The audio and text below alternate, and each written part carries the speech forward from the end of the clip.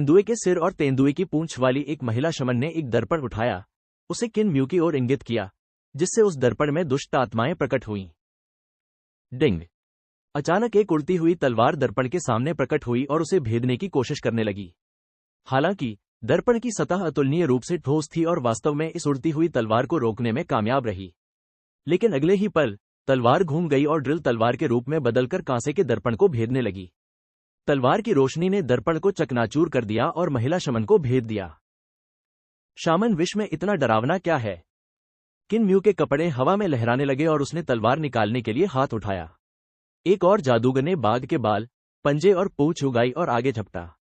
उसने आगे झपट्टा मारते हुए एक तेज हवा चलाई, जिससे किन म्यू को तलवार निकालने का मौका ही नहीं मिला। किन म्यू ने बगल से मुक्का मारा और दोनों बेतरतीब ढंग से हिलने लगे, जिससे टकराव की अंतहीन आवाजें निकलने लगीं। उस जादूगर ने अपना सिर हिलाया और एक बाघ का सिर उगाया, जो लगातार गर्जना करता हुआ किन म्यू की आत्माओं और मन पर बरसने लगा। किन म्यू ने अपनी मुट्ठियों को मुद्रा की तरह इस्तेमाल किया और आकाश में सनशाइन रिफाइनिंग यांग सोल को मुक्का मारा। अपनी पांचों उंगलियां बाहर की ओर फैलाकर उसने स्वर्गीय शैतानी मुक्ति मुद्रा का प्रदर्शन किया। उसकी मुट्ठी और हथेली बार बार बदलती रही, बुद्ध और शैतान के मार्ग के बीच बदलती रही। जादूगर की बाघ की दहाड़ सिर्फ 3 बार ही सुनाई दी, उसके बाद उसकी आत्माएं टुकड़े टुकड़े होकर जमीन पर गिर पड़ीं। 6 दिशाओं वाले राज्य का एक और महान जादूगर अचानक प्रकट हुआ। उसकी साधना पहले वाले जादूगरों से भी ज्यादा मजबूत थी। वह अपनी दिव्य कलाओं का खुलकर इस्तेमाल कर सकता था और एक सामान्य इंसान जैसा रूप बनाए रख सकता था। हालांकि उसने अपने 6 दिशाओं वाले दिव्य खजाने को सील कर दिया था, फिर भी जैसे ही उसने अपनी तकनीक का इस्तेमाल किया, वह तुरंत एक हिंसक वानर में बदल गया जिसके हाथ में एक खंभे जितनी मोटी सुनहरी गदा थी। अपनी असीम शक्ति के साथ वह बेहद फुर्तीला रहते हुए भी हजारों सैनिकों को धूल चटा सकता था। किन म्यू ने हाथ बढ़ाकर अपनी बांस की छड़ी निकाली और उसे सुनहरे गदा की ओर मोड़ दिया। दोनों में बिजली की तरह टक्कर हुई और अचानक सुनहरा गदा रुक गया। जब छड़ी से उसकी छाती पर थपथपाया गया, तो जादूगर के चेहरे पर आश्चर्य का भाव प्रकट हुआ। हालांकि वह अभी भी 6 दिशाओं के क्षेत्र का एक महान ओझा था, न कि केवल एक ओझा। उसने तुरंत अपने 6 दिशाओं के दिव्य खजाने का ताला खोला और जैसे ही उसने अपना दिव्य खजाना खोला, बांस की छड़ी से उसका हृदय छिद गया, जिससे उसकी लाश जमीन पर गिर पड़ी। किन म्यू ने अपने हृदय से बांस की छड़ी निकाली। षष्ठ दिशा लोक के महान शमनों को शाश्वत शांति में दिव्य कला साधक कहा जाता था। हालांकि अंतर केवल इतना था कि उन्हें कैसे बुलाया जाता था, वास्तव में उनके बीच ज्यादा अंतर नहीं था। अगर इस दिव्य कला साधक ने अपने 6 दिशाओं वाले दिव्य खजाने को सील नहीं किया होता, तो किन म्यू के लिए उसे मारना मुश्किल होता। हालांकि जब तक वे किन म्यू के समान लोक में रहते, वह अपने प्रतिद्वंद्वी को मारने में सक्षम होता, चाहे वे 6 दिशाओं वाले लोक के हों या 7 तारों वाले लोक के। डोंग! एक सुनहरा, बलवान आदमी अचानक सुनहरे मंच पर कूद पड़ा और जोर से जमीन पर गिरा। उसकी पीठ पर 1.5 इंसान से भी ज्यादा ऊंची चाकू की म्यान थी। वह अचानक किन म्यू पर गरजा और उसके चाकू की म्यान से चाकू की रोशनियां फूट पड़ीं, जिससे चाकू की परछाइयों से भरा आसमान किन म्यू की ओर टूट पड़ा। उसी समय सुनहरे बलवान आदमी ने दोनों हाथों में चाकू लिए और किन म्यू की ओर वार करने लगा। दोनों चाकू कभी आगे की ओर, कभी पीछे की ओर, मानो 2 विशाल अजगर उसे अपनी कुंडली में जकड़े किन म्यू की ओर लुढ़क रहे हों। किन म्यू ने एक सुअर वध करने वाले चाकू को सामान्य पकड़ में पकड़ रखा था और दूसरे सुअर वध करने वाले चाकू को उल्टी पकड़ में पकड़ रखा था, जबकि उड़ती हुई तलवारें उसकी पीठ पर तलवार के केस से बाहर निकल रही थी और चाकू की रोशनी का सामना कर रही थी जो नीचे की ओर वार कर रही थी। हर बादल में आशा की एक किरण होती है। उनके शरीर एक बड़े और एक छोटे थे क्योंकि सुनहरा बलवान आदमी किन म्यू से आधा शरीर लंबा था। जैसे ही वे दोनों आपस में टकराए, 2 चाकू की रोशनियां दिखाई दी, एक खड़ी और एक क्षैतिज। क्षैतिज वाली वह पहाड़ थी जो आगे का रास्ता रोक रही थी, जबकि खड़ी वाली वह चाकू थी जो पहाड़ को चीर रही थी। रक्तलाल चाकू की रोशनियां आसमान में उठ रही थी मानो कोई दैत्य अपने चाकू घुमाकर पहाड़ की चट्टान से रास्ता बना रहा हो। उस सुनहरे बलवान आदमी का शरीर 4 टुकड़ों में बंट गया और इन खड़ी और क्षैतिज चाकू की रोशनियों से मारा गया। किन म्यू ने अपना चाकू हिलाया और चाकू पर लगा खून झाड़ दिया। दोनों चाकुओं को उल्टी पकड़ में पकड़कर उसने उन्हें म्यान में डाल दिया। अचानक उसने हाथ उठाया और तान दी, जिससे एक उड़ती हुई तलवार म्यान से निकलकर एक जादूगर की भौहों के बीच में जा लगी, जो उसे धनुष से मारने की कोशिश कर रहा था। उसे मार डालो और हमारे वरिष्ठ तथा कनिष्ठ भाइयों का बदला लो। अभी भी शमा लगातार आगे बढ़ रहे थे और किन म्यू ने उन्हें चकमा देते हुए अपने शरीर को मोड़कर पीछे की ओर लात मारी। उसने चाकू, तलवार, मुक्कों और पैरों से उन सभी शमा को मार डाला जो उसे चुनौती देने आए थे। एक पल बाद आसपास कोई आवाज नहीं रही। रोलन के स्वर्ण महल के पहाड़ी दरवाजे के सामने सुनहरी सीढ़ियों पर 40 से ज्यादा लाशें बिखरी पड़ी थीं। किन म्यू ने मंच की ओर देखा। मंच के नीचे डरे हुए चेहरे और डरी हुई आंखें थीं। जब उनकी नजरें किन म्यू से मिलती तो वे नजरें चुरा लेते और उसकी तरफ देखने की हिम्मत नहीं करते। ये शमन दृढ़ इच्छाशक्ति वाले थे। हालांकि किन म्यू द्वारा लगातार 40 से ज्यादा लोगों की हत्या करने के बाद उनकी आत्मा और इच्छाशक्ति अनिवार्य रूप से कमजोर हो गई थी। जब तक यह कमजोर रही, यह जारी रही और भय में बढ़ती गई, प्रतिद्वंद्वी को न हरा पाने का भय, जिससे वे किन म्यू से डरते और उनका सम्मान करते थे। किन म्यू ने इस रास्ते पर जो कुछ देखा था, उससे उसके मन में रोलन के स्वर्ण महल के प्रति घृणा पैदा हो गई थी। जब जनरल तोरमू ने सैनिकों को विद्रोही सेना की आत्माओं को इकट्ठा करके रोलन के स्वर्ण महल में अर्पित करने का आदेश दिया था, तब भी वह उलझन में था। अब उसे एहसास हुआ कि रोलन का स्वर्ण महल वास्तव में साधना के लिए आत्माओं का उपयोग करता है। इस बार वह कसाई का निचला शरीर वापस लेने आया था, द्वार बंद करने नहीं। चूंकि उनके बीच दुश्मनी पहले ही शुरू हो चुकी थी, उसे बस इस संप्रदाय की भावना और इच्छाशक्ति को नष्ट करना था, उनके आत्मविश्वास को चूर चूर करना था और उनकी तकनीकों और कौशलों पर पांव रखना था। ऐसा उन्हें यह बताने के लिए करना था कि मानव आत्माओं का उपयोग करके साधना करने वाली उनकी दिव्य कलाएं व्यर्थ हैं। आप में से किसने ग्रैंड शमन रूडा शास्त्रों की खेती की है? किन म्यू ने ठंडे भाव से चारों ओर देखा और उसके होंठ धीरे धीरे मुस्कुराहट में बदल गए। बाहर आओ, मैं एक को मारना चाहता हूं। पहाड़ी द्वार के सामने सन्नाटा छा गया। पहाड़ी द्वार के पीछे रोलन के स्वर्ण महल में स्वर्ण जैसे महान ओझाओं के भाव धीरे धीरे काले पड़ गए। एक क्षण बाद एक युवक बाहर आया और एक अधेड़ उम्र के महान ओझा ने गहरी आवाज में कहा, सिमरो, उसकी कमजोरी उसके बाएं कंधे के ब्लेड के दूसरे हिस्से में है। यह उसकी तकनीक की कमजोरी है जिसे वह विकसित नहीं कर पाया। उस युवा महान जादूगर ने गंभीरता से उत्तर दिया, मैंने पहले ही इस पर ध्यान दिया है, लेकिन मैं इसका सटीक स्थान निर्धारित नहीं कर सका। जादूगर राजा, इसे इंगित करने के लिए बहुत धन्यवाद। चांसलर बाशान का चेहरा उतर गया और उन्होंने व्यंग्यात्मक लहजे में कहा, शमन किंग, एक वरिष्ठ होने के नाते क्या आप जो कर रहे हैं वह थोड़ा घृणित नहीं है? मार्शल खान, कृपया। उस अधेड़ उम्र के महान जादूगर ने अपना हाथ ऊपर उठाते हुए कहा, उस समय मैं तुम्हारे हाथों पराजित हुआ था और मैंने उस कष्टदायक अनुभव पर विचार किया, जिसके परिणामस्वरूप इन कुछ वर्षों में मेरी साधना में तेजी से सुधार हुआ है। मैं हमेशा से अपने अतीत के अपमान को मिटाना चाहता था और स्वर्ग को मुझ पर दया आ गई होगी और अंततः तुम्हें वापस भेज दिया होगा। चांसलर बाशान अचानक हवा में उठे और एक ऐसी चमक बिखेरी जो 300 गज लंबे एक विशाल चाकू जैसी थी जो आकाश को चीर सकती थी। वे दूर चले गए और दूर से उनकी आवाज आई, यहां इन लोगों की खेती बहुत नीची है। मुझे डर है कि हमारी टक्कर के कंपन से ये मर जाएंगे। हम बर्फीले पहाड़ों पर लड़ेंगे। उस मध्यम आयु वर्ग के महान ओझा ने उस महान ओझा की ओर देखा जो खड़ा हुआ और बोला, जाओ। स्वूश। सुनहरी रोशनी की किरणें आकाश को चीरती हुई उस चाकुनुमा रोशनी का पीछा कर रही थी जो सीधे बर्फीले पहाड़ों की ओर दौड़ रही थी। राजसी पहाड़ों और असीम सफेद बर्फ के बीच अचानक सुनहरी रोशनियां फूट पड़ी और बर्फ पिघल गई। सुनहरी रोशनी में बर्फ जैसी सफेद चाकू जैसी रोशनियां चमक रही थी और यही वह जगह थी जहां दुनिया को हिला देने वाला युद्ध चल रहा था। हालांकि जब यह रोलन के स्वर्ण महल तक पहुंचा तो केवल हल्की लहरों की गति ही बची थी। स्वर्ण महल के पहाड़ी द्वार के नीचे किन म्यू ने मुड़कर सिमरो को देखा जो स्वर्ण महल के पवित्र हॉल से नीचे आ रहा था। चांसलर बाशान ने रोलन के स्वर्ण महल के ज्यादातर विशेषज्ञों को बहकाकर दूर कर दिया था, जिससे शायद उनके लिए कसाई के शरीर का निचला आधा हिस्सा ढूंढना आसान हो गया था। हालांकि पवित्र हॉल के सामने अभी भी कुछ वरिष्ठ विशेषज्ञ बचे हुए थे। सिमरो के चेहरे पर गंभीरता थी, लेकिन उसकी निगाहों में हल्का उत्साह झलक रहा था। उसका शरीर भी सुनहरे रंग का था। जब किन म्यू इन जादूगरों से मुक्का मार रहा था तो वह बगल से देख रहा था। यह पता लगाने के अलावा कि क्या किन म्यू में कोई कमजोरी है, वह तुरंत आगे नहीं बढ़ा। वह इन शमनों को किन म्यू से एक के बाद एक लड़ने देना चाहता था, ताकि किन म्यू की साधना समाप्त हो जाए, जिससे उसे जीत की अधिक संभावना मिल सके। अब जबकि वह किन म्यू की कमजोरी का पता लगा चुका था और किन म्यू ने लगातार 40 से अधिक लोगों को हरा दिया था, उसका मौका आ गया था। किन म्यू के चेहरे पर एक पुराना कुआं सा था जिसमें कोई लहर नहीं थी। वह ऐसे शांत बैठा था मानो उसने अभी 40 से ज्यादा भीषण युद्ध न देखे हों। अचानक दोनों के शरीर एक साथ हिले। किन म्यू के पैरों के नीचे प्राण ऊर्जा फूट पड़ी, जिससे उसे बहुत तेज गति मिली और वह पल भर में सिमुरो के चेहरे पर आ गिरा और उसने एक मुक्का मारा। एकाकी पूर्वी सागर पर वसंत की गड़गड़ाहट। सिमुरो ने उसके मौके का जवाब तो दिया, लेकिन उसके शरीर से एक विशाल घंटी की आवाज फूट पड़ी। किन म्यू को तुरंत उसके मौके का जोर महसूस हुआ, मानो समुद्र में उमड़ती नदी किसी कांसे और लोहे की दीवार से टकरा रही हो, और जरा सा भी जोर उसे पार नहीं कर पा रहा था। ऐसा लग रहा था मानो सिमुरो का शरीर सबसे कठोर धातु से बना हो, और वह भी बहुत ठोस। सिमुरो का शरीर लहराया और वह अचानक एक इंसान में बदल गया, जिसका सिर और पंख पक्षी जैसे हो गए। उसकी पीठ पर लगे पंख सुनहरे प्रकाश में चमक रहे थे और अनगिनत सोने की तलवारों से बने थे।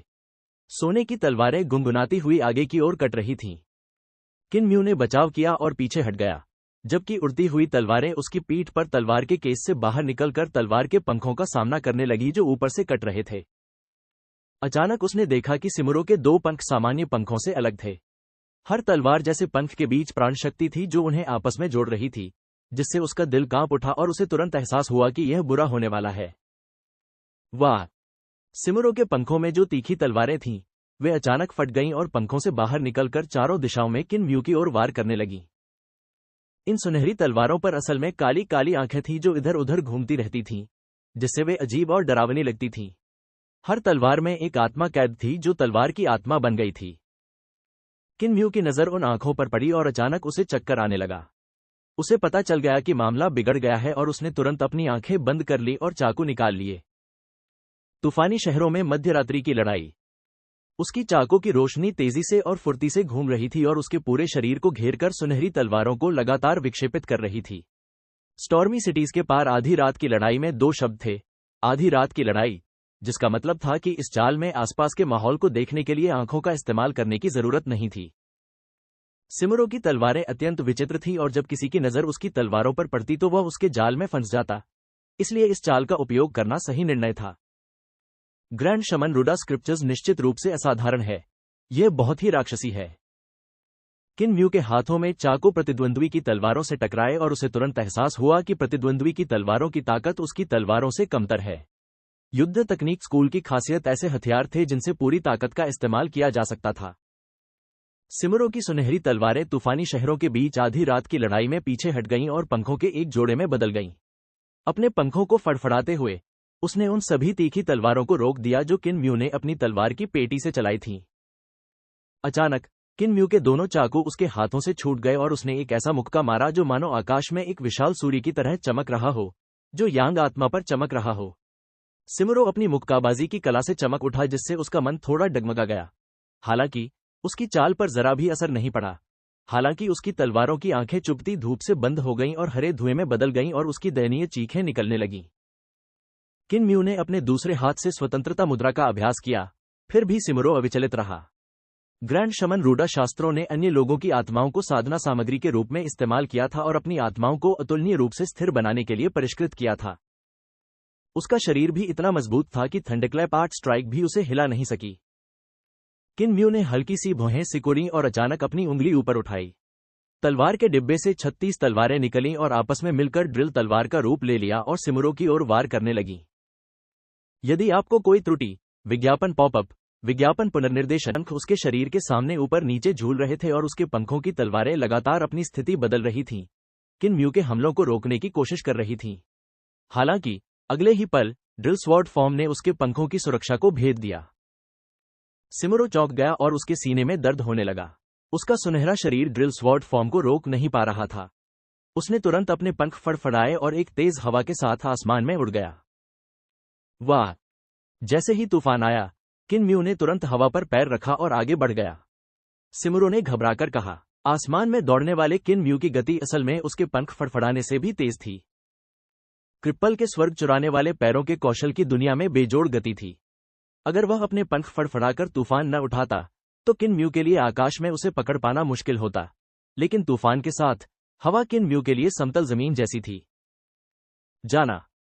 सिमुरो चिल्लाया और उसकी पीठ पर लगे पंखों से सुनहरी तलवारें निकलकर किन म्यू की ओर तानने लगी और उसे अपने पास आने से रोकने की कोशिश करने लगी। उसके पंख पल भर में खाली हो गए और सिर्फ 2 सुनहरे मांसल पंख बचे। उसका शरीर तुरंत जमीन पर गिर पड़ा। इस समय चाकों की रोशनी मानो झरने से टकरा रही थी और तेजी से वार करती सुनहरी तलवारों से टकरा रही थी। एक तीखी आवाज तब सुनाई दी जब एक सुनहरी तलवार किन म्यू के झरने को चीरती हुई उसके बाएं कंधे पर लगी, जो ठीक उसके कंधे के ब्लेड के दूसरे हिस्से पर था। इस बीच किन म्यू का शरीर भी सिमुरो के सामने आ गया और उसके पास से गुजर गया, जिससे सिमुरो की गर्दन पर बर्फ की तरह चमकदार चाकू की रोशनी फैल गई। चाकू की वह रोशनी बहुत पतली थी और ऐसा लग रहा था जैसे उसने सिमुरो की गर्दन को चीरकर पीछे से बाहर निकला हो। हालांकि ऐसा भी लग रहा था कि उसने उसे कोई चोट नहीं पहुंचाई। सिमुरो जमीन पर उतरा और सुनहरी तलवारें वापस लौट आईं, जिससे उसकी पीठ पर 2 पंख बन गए।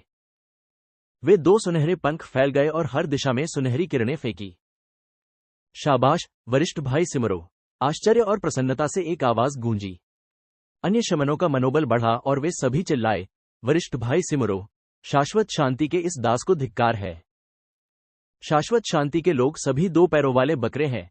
वे केवल खेती के लिए उपयोग किए जाने योग्य हैं और इस दुनिया में रहने के योग्य नहीं हैं। किन म्यू जमीन पर उतरा और उड़ती हुई तलवारें एक एक करके उसकी तलवार की पेटी में वापस आ गईं। युवक ने अपने कंधे से सोने की तलवार उतारकर जमीन पर फेंक दी। उसके शरीर पर कपड़े अभी भी बिल्कुल ठीक थे। जब यह तलवार तेजी से ऊपर आई थी तो इस कड़ाईदार कपड़े ने उसे रोक लिया था, लेकिन तलवार कपड़ों के साथ साथ उसके कंधे में भी घुस गई थी। जिसे तलवारों और भालों से अभेद्य कहा जाता था, वह असल में तलवारों और भालों को पूरी तरह से रोक नहीं सका। हालांकि 6 विंस गोल्डन नेचुरल सिल्क से बने उसके कपड़ों ने सुनहरी तलवार को रोक लिया था, फिर भी वह घायल था। सुनहरे मंच के नीचे जयकारे गूंज उठे। इस बीच सिमुरो अभी भी अपने पंख फैलाए हुए था, मानो वह सबकी जय जयकार का आनंद ले रहा हो। किन म्यू आगे बढ़ा और जयकारे धीरे धीरे कम हो गए। किन म्यू ने अपने हाथ ऊपर उठाए, अपने दोनों चाकू म्यान में रखे और सिमुरो के पास आ गया। हालांकि सिमुरो बिल्कुल नहीं हिला और बिना कोई सुरक्षा किए अपने सुनहरे पंख फैलाता रहा। किन म्यू ने हाथ उठाकर उसके बाल पकड़े और उन्हें धीरे से ऊपर खींचा, फिर उसका सिर गर्दन से अलग करके मंच से नीचे फेंक दिया। सुनहरे मंच के नीचे जयकारे धीमे धीमे और धीमे होते जा रहे थे। केवल वे शमा जो दूर खड़े थे और ये दृश्य नहीं देख पा रहे थे, अभी भी जयकार कर रहे थे, जिसकी ध्वनि कई बार कानों को चुभने वाली थी। जब मंच से सिर नीचे शमा के पैरों की ओर लुढ़का तो जयकारे थम गए। सिमुरो, जिसने ग्रैंड शमन रूडा शास्त्रों की साधना की थी, भी मर गया। जब विजय निकट थी तभी किन म्यू ने उसका सिर धड़ से अलग कर दिया। लिंग युक्सियु जल्दी से आगे बढ़ा और अपने घाव पर पट्टी बांधना चाहा। किन म्यू ने उससे हाथ मिलाया और कहा, कोई बात नहीं, मैंने कहा था कि मुझे उनकी इच्छाशक्ति को कुचलना है, इसलिए मुझे ये करना ही होगा। आप निश्चिंत रहें। लिंग युक्सियु ने थोड़ा भौहें चढ़ाईं और महसूस किया कि किन म्यू थोड़ा अति आत्मविश्वास में था। ग्वाले, तुम्हारा कंधा घायल है, तुम्हारे कंधे की कमजोरी और भी बढ़ जाएगी। अगर कोई और महान ओझा प्रकट हो जो ग्रैंड शमन रूडा शास्त्रों का अभ्यास करता हो। जैसे ही उसने ऐसा कहा, एक और युवा महान जादूगर अचानक रोलन के स्वर्ण महल के पवित्र कक्ष से बाहर आया। चेहरे पर मुस्कान लाते हुए उसने कहा, कनिष्ठ भाई सिमुरो अभी भी बहुत अनुभवहीन और शांत नहीं था, इसीलिए उसकी मृत्यु हो गई। मैं 6 दिशाओं के क्षेत्र का दानबरों अपने 6 दिशाओं के दिव्य खजाने को सील करूंगा। किन म्यू के चेहरे पर गंभीरता छा गई और उसका शरीर पीछे की ओर तैरने लगा। उसके पैर तेजी से थिरकने लगे और वह सुनहरे महल के हॉल की छत पर कूद गया। डैनबारो जोर से हंसा और साए की तरह उसका पीछा करने लगा। उसके हाथ में एक बड़ा सा हथौड़ा था और हथौड़े का सिरा एक विशाल खोपड़ी जैसा था। खोपड़ी गहरे सुनहरे रंग की थी और उसमें से 7 हड्डी के कांटे निकल रहे थे। हर हड्डी के कांटे पर मुट्ठी के आकार की एक छोटी खोपड़ी थी। इन 8 सिरों की आंखों के गड्ढों में वास्तव में आंखें थीं, जो उन्हें बहुत भयानक बनाती थीं। यद्यपि हथौड़े का सिरा बहुत बड़ा था, लेकिन उसका हैंडल बहुत छोटा था और मुश्किल से उसके हाथ में आ पा रहा था। दानबारू ने धीरे से अपना हथौड़ा घुमाया और 7 छोटी खोपड़ियों ने तुरंत अपनी आंखें खोल दी। आंखें अपनी कोठरियों के अंदर घूम गईं और अचानक उनके मुंह खुल गए, जिससे खोपड़ियों के मुंह से काला धुआं निकलने लगा। धुएं की 7 धाराएं आगे पीछे घूम रही थीं, काले ड्रैगन की तरह सुनहरे महल के हॉल के ऊपर खड़े किन म्यू की ओर बढ़ रही थीं। किन म्यू की तलवार की पेटी से तेज तलवारें निकलीं। अपनी तलवारों के झटके से उसने काले ड्रैगन के सिर धड़ से अलग कर दिए। हालांकि अगले ही पल वह अपनी उड़ती हुई तलवार पर नियंत्रण खो बैठा और वे धड़ाम से जमीन पर गिर पड़े। 7 उड़ती हुई तलवारें सुनहरे महल के हॉल के ऊपर उतरी और उछलते हुए खनक उठीं। तलवार में काली क्यूई आगे पीछे घूम रही थी। किन म्यू को तुरंत अपनी प्राणिक क्यूई दूषित होती हुई महसूस हुई और वह चौंक गया। महान शमन रूढ़ा शास्त्र, महान शिक्षाप्रद स्वर्गीय शैतान शास्त्रों की तरह ही सर्वव्यापी प्रतीत होते थे, क्योंकि उनमें केवल एक ही प्रकार की तकनीकें नहीं थीं। उदाहरण के लिए, सिमुरो ने जो साधना की थी वह एक प्रकार की थी, तलवारबाजी और दिव्य कलाओं का मार्ग अपनाना। इस बीच दानवरों ने एक और प्रकार की साधना की थी और मंत्र जादुई दिव्य कलाओं का मार्ग अपनाया था। हालांकि दोनों ने ग्रैंड शमन रूढ़ा शास्त्रों की साधना की थी, फिर भी उनके मार्ग अलग अलग थे। किन म्यू बच निकला और सुनहरे महल के हॉल की सुनहरी टाइलें फट गईं, क्योंकि काले ड्रैगन उस पर हमला करते हुए सुनहरे महल के हॉल के अंदर और बाहर सुरंग बना रहे थे। दोनों आकृतियां खरगोश की तरह उछली और बाज की तरह नीचे उतरी, सुनहरे महल के हॉल के ऊपर से तेजी से दौड़ती हुईं। यहां तक कि दीवारें भी उनके लिए समतल जमीन जैसी थीं। अचानक किन म्यू का शरीर डूब गया और वह उस सुनहरे महल के हॉल में गिर पड़ा। दानबारों ने उपहास किया और अपना बड़ा हथौड़ा घुमाकर सुनहरे महल के हॉल को तोड़कर अंदर घुस गया। टकराना। एक मानव आकृति आकाश में दौड़ी और अपनी उड़ती हुई तलवारों से पीछे की ओर वार करने के लिए हाथ हिलाया। इसी बीच डैनबारो उसके पीछे पीछे काले धुएं के एक रास्ते पर चल पड़ा। काला धुआं लगातार आगे बढ़ता रहा और वह किन म्यू की ओर बढ़ता रहा। किन म्यू ने डैनबरों के हमलों से बचने के लिए सुनहरे महल के हॉल को जोर से तोड़कर दूसरे हॉल में प्रवेश किया। डैनबरों ने आक्रामक तरीके से उसका पीछा किया, जिससे रोलन के सुनहरे महल के शमा और महान शमा का गुस्सा शांत हो गया और उनकी उदासी दूर हो गई। वे दोनों स्वर्ण महल के हॉल से बाहर निकल आए और एक दूसरे पर निर्दयतापूर्वक हमला करते हुए पहाड़ी द्वार से दूर होते चले गए। दानवरों का आत्मविश्वास बढ़ता ही गया, उसके हमले और भी तेज होते गए। जब किन म्यू एक सुनहरे महल के हॉल में उतरा तो वह सीधे उसमें घुस गया, लेकिन उसे अपनी ओर आते हुए शानदार पहाड़ों और नदियों का सामना करना पड़ा। तलवार से पहाड़ों और नदियों को पार करना। जैसे ही दानाब्रू पहाड़ों और नदियों के उस टुकड़े पर उतरा, उसे ऐसा महसूस हुआ जैसे वह तेजी से छोटा होता जा रहा है, जिससे वह घबरा गया। पहाड़ी द्वार के सामने सब लोग घबराकर उस सुनहरे महल के हॉल को देखने लगे, जिसमें वे दोनों उतरे थे। एक क्षण बाद एक सुनहरी आकृति अचानक उस सुनहरे महल के हॉल से उछलकर छत पर आ खड़ी हुई। उसके हाथ में एक हड्डी का हथौड़ा था, दूसरे हाथ में उसने अपना सिर आसमान में ऊंचा उठाया हुआ था। रोलन के स्वर्ण महल में हर कोई जोरदार जयकारे लगाने लगा, जबकि लिंग युक्सियु का चेहरा बुरी तरह सफेद पड़ गया, मानो वह पागल हो गई हो। हरा सांड भी हु लिंग के साथ शून्य भाव से देखता रहा। गाय चराने वाला मर चुका है। लिंग युक्सियु का दिमाग पूरी तरह से खाली था। पवित्र हॉल के सामने उन कुछ जादूगर राजाओं ने एक दुर्लभ मुस्कान दी और धीरे से अपने सिर हिलाने से पहले एक दूसरे को देखा। डैनबारो बुरा नहीं है, निर्दयी और स्थिर है। वह एक महान प्रतिभा है जो सामान्य प्रतिभा से बढ़कर है। एक बूढ़े जादूगर राजा ने आश्चर्य से पूछा, वह पवित्र हॉल में वापस क्यों नहीं जा रहा है? दानवरों उस सिर को लेकर पहाड़ के द्वार पर वापस न लौटते हुए स्वर्ण महल में वापस कूद गया। एक और जादूगर राजा मुस्कुराया, शायद वह घायल हो गया है। दानवरों का स्वभाव बहुत सावधान है और घायल होने के बाद वह जरूर खुद को ठीक कर लेगा ताकि कोई छिपा हुआ खतरा न रहे। इसीलिए हमें उससे बहुत उम्मीदें हैं। अब बस यही बच्ची बची है जो जल्द ही मर जाएगी। मुझे आश्चर्य है कि पहाड़ों में हालात कैसे हैं। कुछ जादूगर राजाओं की इच्छा युद्ध की स्थिति का जायजा लेने की थी, लेकिन उन्हें आदेश दिया गया कि वे पवित्र हॉल की रक्षा के लिए यहीं रहें और यहां से न जाएं। उस सुनहरे हॉल में दानवरों ने उस सिर को फेंक दिया और एक स्क्रॉल निकाला। ध्यान से देखने के लिए उसे धीरे से खोला। रोलान के स्वर्ण महल का खजाना इस मुख्य हॉल के ठीक बगल में है। मैं गलत जगह नहीं आया हूं।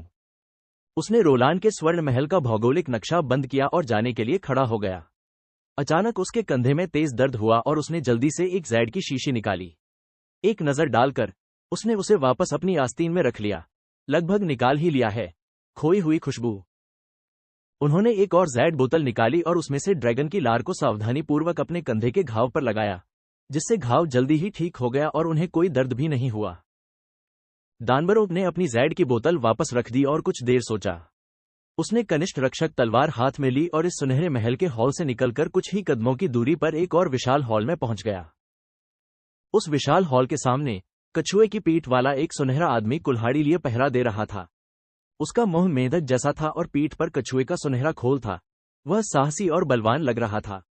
जब उसने उसे आते देखा तो उसने आश्चर्य से पूछा, दानवरों, तुम यहां क्या कर रहे हो?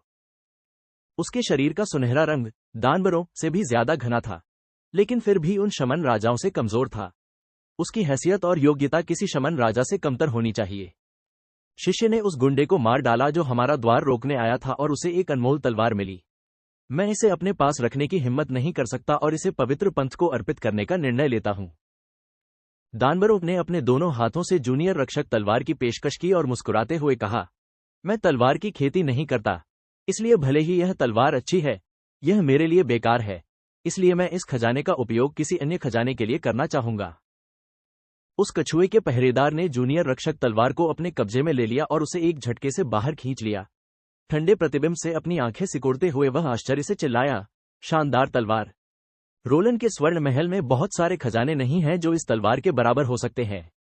आपको वास्तव में इतना उल्लेखनीय खजाना मिला है, ग्रैंड शमन आपको निश्चित रूप से पुरस्कृत करेगा। उन्होंने हॉल का दरवाजा खोला और दानबारो ने तुरंत पूछा, क्या शिष्य खजाना चुनने के लिए अंदर जा सकता है?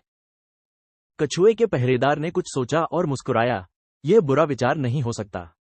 आपने एक महान कार्य किया है और इतना खजाना अर्पित किया है, ग्रैंड शमन आपको निश्चित रूप से अच्छा इनाम देंगे। हालांकि जब आप अंदर आएंगे तो आप केवल हमारे रोलन के स्वर्ण महल में रखे खजाने को देख पाएंगे और इसे दूर नहीं ले जा पाएंगे। जब ग्रैंड शमन आपको पुरस्कृत करेंगे और मुहर खोलेंगे, तभी आप इसे ले सकते हैं। दानबारो बहुत प्रसन्न हुआ और तुरंत उसके पीछे इस सुनहरे महल के हॉल में चला गया। कछुआ रक्षक हॉल के बीच में खड़ा हो गया और उसने सावधानी से कुछ बंदिशें खोल दी। फिर वह 2 कदम आगे बढ़ा और कुछ मुहरें हटा दी, फिर कुछ कदम और आगे बढ़ा। उसने एक ताबीज का खजाना निकाला। ये 14 भुजाओं और 24 कोनों वाला एक चौकोर कागजी खजाना था, जो एक दूसरे पर चढ़े हुए रूनों से बना था। जब प्राणिक ची उसमें प्रवेश करती, तो ताबीज का खजाना ऊपर तैरता और धीरे धीरे प्रकाशित होता। जब वह ताबीज का खजाना प्रकाशित हुआ, तो वह लगातार घूमने लगा और उसके दोनों ओर के रन हवा में चमकने लगे। दानवरों ने तुरंत देखा कि उनके सामने पारदर्शी हवा धीरे धीरे बदलने लगी और अनगिनत पारभासी वर्गों में बदल गई। हर घन के अंदर एक मुट्ठी जितना बड़ा, बेहद शैतानी सा इंसान था। लोग घनों के अंदर बेचैनी से इधर उधर चहलकदमी कर रहे थे, मानो बाहर कूदकर इंसानों को खा जाना चाहते हों। यदि आपको कोई त्रुटि, विज्ञापन पॉपअप, गरीब प्रतिबंध। दानवरों ने इन शैतानी छोटी छोटी मूर्तियों को देखा और उसका दिल उछल पड़ा। हर एक छोटी मूर्ति को शक्तिशाली साधकों की आत्माओं से परिष्कृत किया गया था, इसलिए वे सभी बेहद शक्तिशाली थीं और केवल मारना ही जानती थीं। इस बीच इन अजीबोगरीब घनों ने एक अतुलनीय रूप से जटिल ताला बना दिया। उस पर चमकते हुए रूनों के पैटर्न के साथ ताला तभी खुल सकता था जब रूनों का पैटर्न सही हो, वरना ये छोटी छोटी आकृतियां बाहर निकल आती।